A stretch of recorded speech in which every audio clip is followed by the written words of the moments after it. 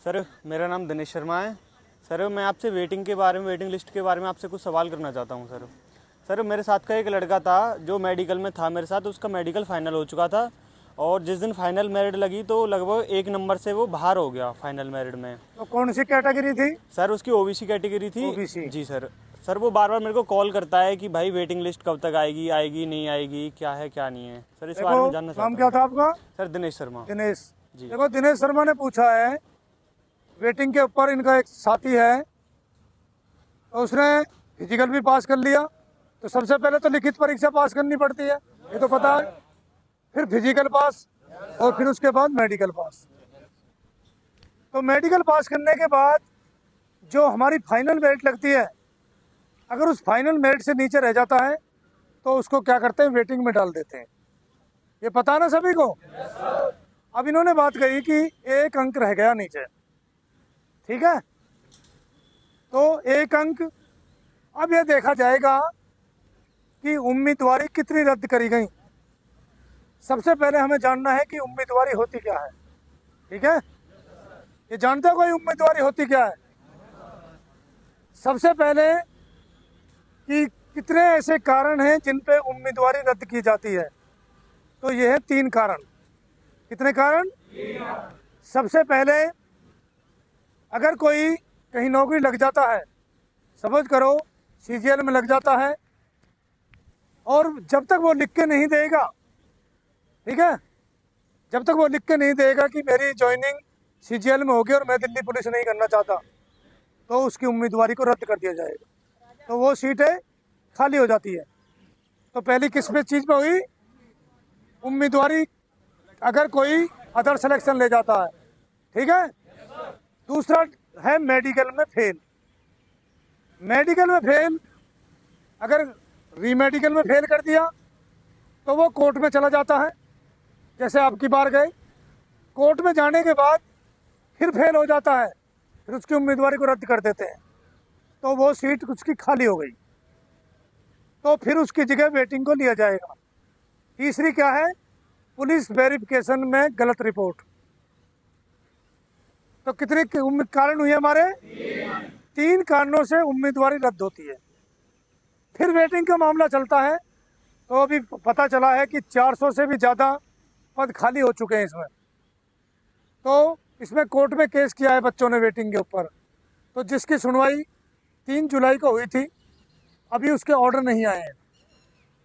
जब तक, अब ये जज साहब के ऊपर निर्भर है कि वो क्या फैसला लेते हैं। अब इन्होंने कहा है कि ओबीसी के ऊपर, अब उसमें देखा जाएगा कि ओबीसी की मेरिट कितने पे लगी थी। ये पता आपको? जी सर। कि जनरल की कितने पे लगी? 68 कुछ पे लगी थी। हाँ जी। पता नहीं? जी सर। तो ओबीसी की कितने पे लगी? तो जिस पे लगी उससे नीचे कितने बच्चे आते हैं, फिर देखा जाएगा कि कितने बच्चे की उम्मीदवारी रद्द कर दी गई। अब सपोज करो 20 कर दी, अब ये कह रहे हैं कि 1 नंबर, अब 1 नंबर से ही ऊपर बच्चे 22 हो रहे हैं, तो 22 लिए जाएंगे पहले तो, और रद्द कितनी हुई? 20, तो 20 ही लिए जाएंगे, 21वां नहीं लिया जाएगा। तो ये होता है, अगर 1 नंबर पे वो बच्चे 20 नहीं होते तो फिर नीचे और करेंगे। अब सपोज करो इसके नंबर 0.2 है, तो पहले इसको लेंगे, ये 0.4 है तो इसको लेंगे, फिर 6 है, फिर 5 है, 8 है, 9 है, तो वहीं 20 बच्चे हो गए पूरे, तो वो 1 नंबर वाला रह जाएगा। अगर नहीं होते पूरे 1 नंबर तक ही, जो है 8 ही लड़के पूरे हुए, तो फिर वो नीचे जाएंगे, ठीक है। तो ऐसे पता चलता है इसका। ये तो एक अंदाजा होता है कि भाई 1 नंबर पे लग सकते हैं। जैसे मेरिट में कही कि लिखित परीक्षा के बाद 78 पे मेरिट जाएगी, ऐसी कही थी ना लोगों ने, किसी ने कही 76 पे जाएगी।